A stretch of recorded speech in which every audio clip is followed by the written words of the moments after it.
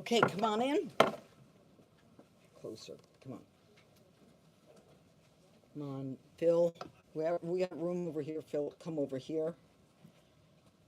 We have U.S. Marshals from Guam here. Just say hello. We're happy to have them here. And first of all, thank you all for being here. You have behind me a group of people who I think recognize today as the kind of day that reminds us why we do what we do. So welcome to the United States Attorney's Office. I'm United States Attorney Janine Pirro. Every day in America, we lose innocent victims to violent criminals who seek to impose their violence on others. There is no timing, there is no warning. It's like a thunderbolt out of the sky. And suddenly, they are gone from us. And their families and friends and their community are left to suffer and wonder why. This is not only illegal, it is immoral, it is unacceptable, and we're not going to tolerate it. And that's why we're here today. Today, I stand here to address specifically the tragic event that has shaken D.C., the senseless, fatal shooting of a 21-year-old intern by the name of Eric Tarpinium Jackham, who was fatally shot in Northwest D.C. far too soon on June 30th of 2025. He was shot and killed at 10:28 at night. He was hit 4 times. The scene involved 2 rifles, 1 9mm, and 79 rounds on the ground. Eric was a rising senior at the University of Massachusetts Amherst. He was in the nation's capital, as many young people are, pursuing his passion for public service. He was interning for Representative Ron Estes, and he was an innocent bystander who was caught in a violent act that was not meant for him. He leaves behind his mother, Tamara, his father, Robert, his sister, Angela, and his brother, Jeremy. And his death is a stark reminder of how fragile life is and how violence too often visits us in the nation's capital. And this is why the president has vowed to make D.C. safe and beautiful. This is why the nation's president, the president, is bringing together federal and local agencies to bring the force of the government against those who seek to destroy not only our quality of life, but our lives. And here to announce my thanks today to the Police Department. There are some real stars behind me who too often do not get the credit that they deserve. Right, individuals have been arrested, and this is a critical step in justice. But our work is not done as we continue to seek a third suspect in this case. Charges have been filed against 2 individuals. 17-year-old juvenile by the name of Jalen Lucas. He's a juvenile, now charged in adult court. Another 17 years old, Kelvin Thomas Jr., another juvenile being charged in adult court, both of them charged with murder while armed under the DC Code 22-2101, which is murder in the first degree. Now, these juveniles have prior violent juvenile records in the family court. This is why, from day one, when I came here, I knew that we were missing a whole segment of criminals in DC, in our nation's capital, because the DC Council thinks that these kids need to be protected. They don't need to be protected. They need to be made accountable, and we need to be protected. I am advocating and have advocated for jurisdiction over juveniles 14, 15, 16, and 17. They need to be brought into the criminal court so that we can prosecute them. Because if we do, we can prevent the murder that happened here based upon the histories of these two and the third individual that I cannot talk about. Eric didn't deserve to be gunned down, and the system failed him. The system that felt that juveniles needed to be coddled. And it's bad enough to be gunned down on any street, but to be gunned down in our nation's capital is an outrage. This killing underscores why we need the authority to prosecute these younger kids, because they're not kids, they're criminals. They're violent criminals. We have to hold them accountable. We have to prevent them from robbing the innocents of their lives. Now I'd like to call upon the police chief, Pamela Smith. Good afternoon. Thank you, Judge Pirro. I'm pleased to be joined today by Mayor Muriel Bowser, the Mayor of Washington, D.C., and Judge Deneen Pirro, and the members of the Metropolitan Police Department and our federal partners in announcing 2 arrests in the homicide of 21-year-old Eric Tarpinian Jackham. I'm joined today by members of the Metropolitan Police Department, Assistant Chief Ramey Kyle of our Investigative Services Bureau, Commander Kevin Kentish, who leads the Criminal Investigation Division, and Detective Gabriel Truby of the Homicide Division. This morning, Judge Pirro and I had the opportunity to speak with Eric's mother, and our thoughts and prayers remain with the family, and we hope news of these 2 arrests and a third one pending, I'm confident we'll get the third one, gives Eric's loved ones some sense of peace as they continue to grieve a tremendous loss. Eric came to our city with a bright future ahead of him, interning in a role where he served the public on Capitol Hill. He deserved an opportunity to return home safely to his family, but was senselessly taken from his loved ones. From the night of June 30th, our detectives have worked countless hours gathering evidence that ultimately identified these suspects. I want to thank Homicide Detective Truby and his colleagues at MPD's Homicide Branch for their outstanding work. I could not be more prouder to stand with Detective Truby this afternoon. This was a complex case that required high-level detective work, and that is exactly what our team delivered. This is the level of dedication these detectives pour into every homicide case in our city.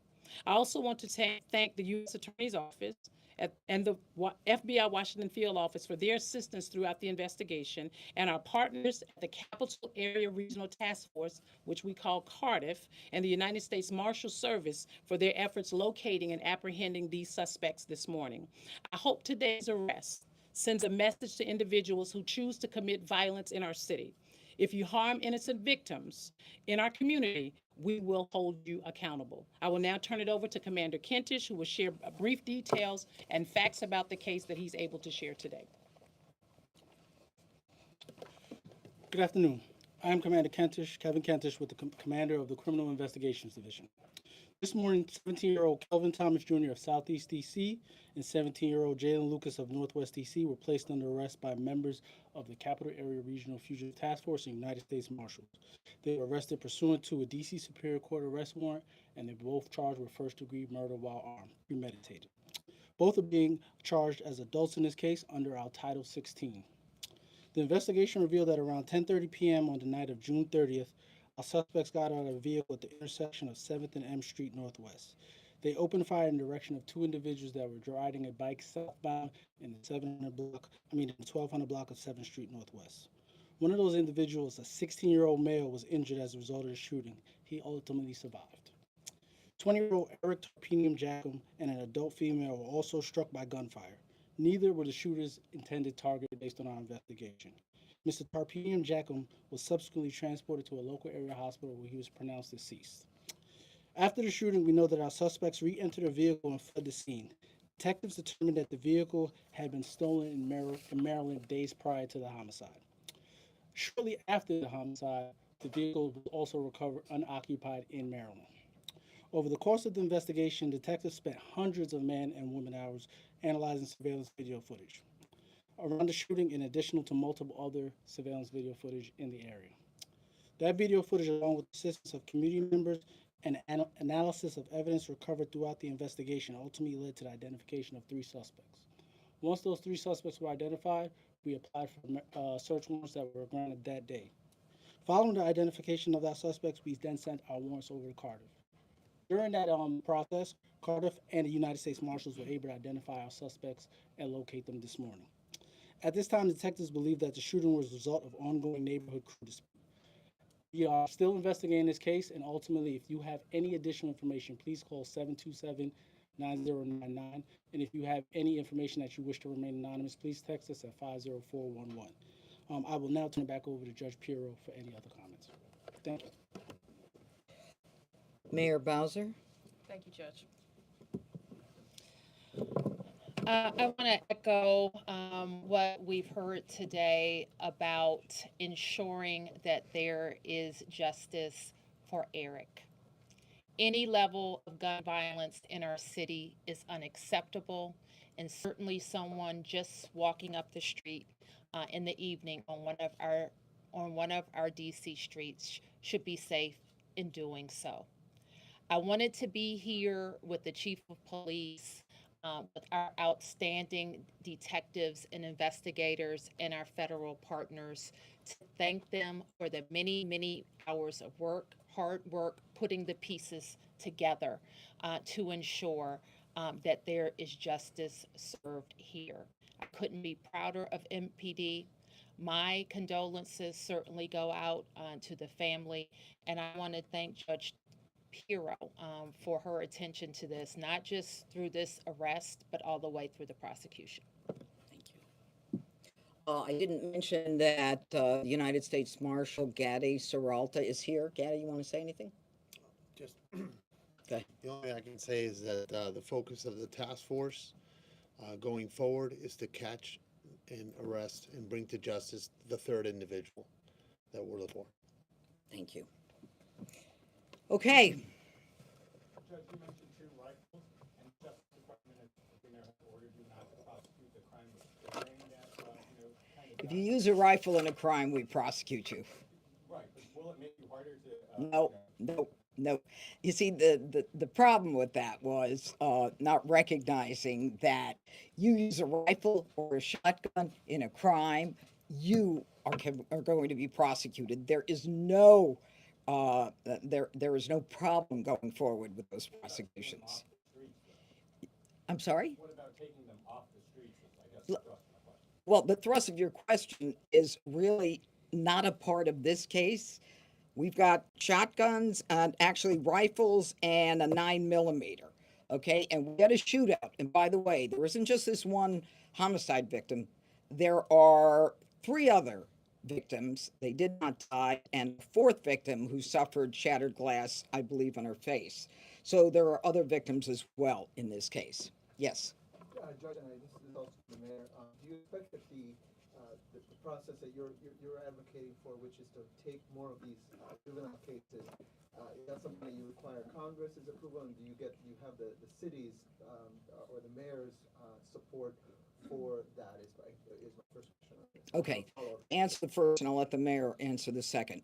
Number 1, the DC Council has coddled young criminals for years. They reject mandatory minimums that the law requires. They don't force judges to follow the law. They have something called the youth rehabilitation and the incarceration reduction, as well as record sealing. Everything we do, the DC Council is looking to change to benefit the criminal. To specifically answer your question, we're going to need Congress to change the law. And I believe that if there's any case that calls for it, it is this case that makes it clear that these young punks who are on the street with guns, shooting at each other, killing innocent people, they need to be brought into my system and not in the family court system for rehabilitation, because they've been in that system more than once. And I don't think they've been rehabilitated. Go ahead.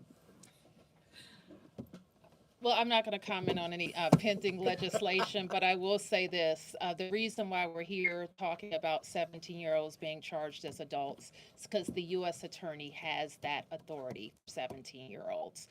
And I think I would agree with the judge that cold-blooded murder qualifies as a crime that should have a 17-year-old considered as an adult.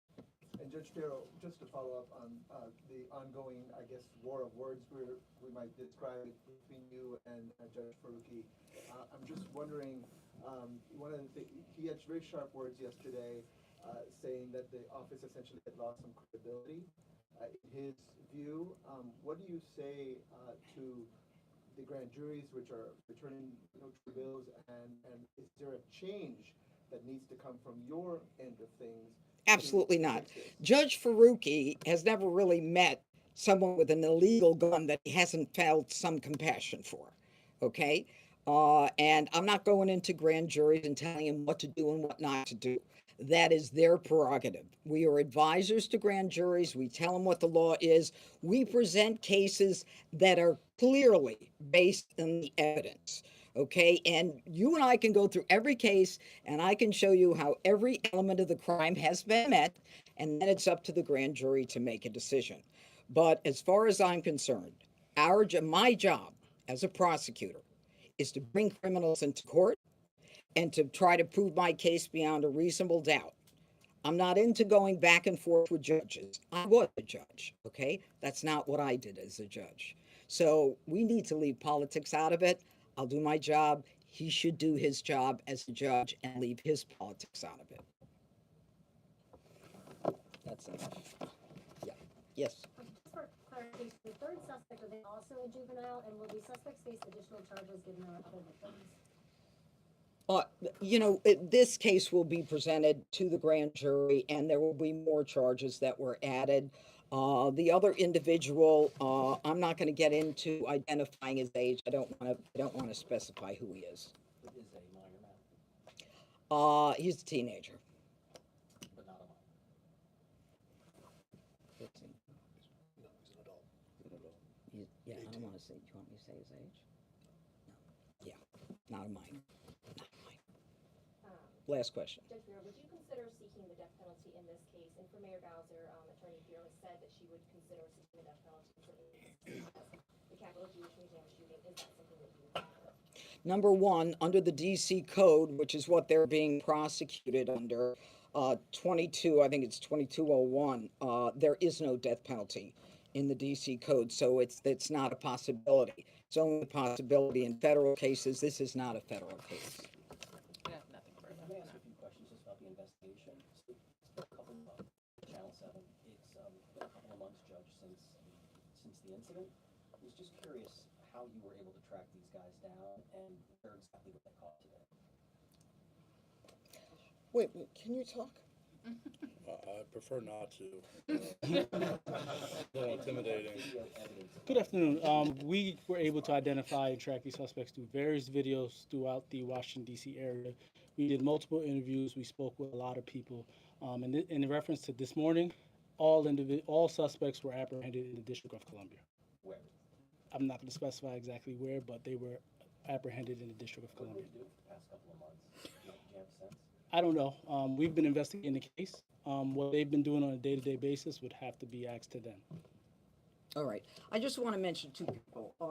These are two of my homicide prosecutors, the best prosecutors in my office for this kind of case. And I'm very proud of them. They've been working on it day and night. This guy's a superstar. Okay. He is a detective. I'm very proud of the work that we're able to do together with our law enforcement partners. This is a real joint effort. And with Phil and the FBI, this is how it's supposed to work. And it did work. Thank you for being here. I have one last question for the chief. We can circle out. Oh, yeah, thanks. Let's go.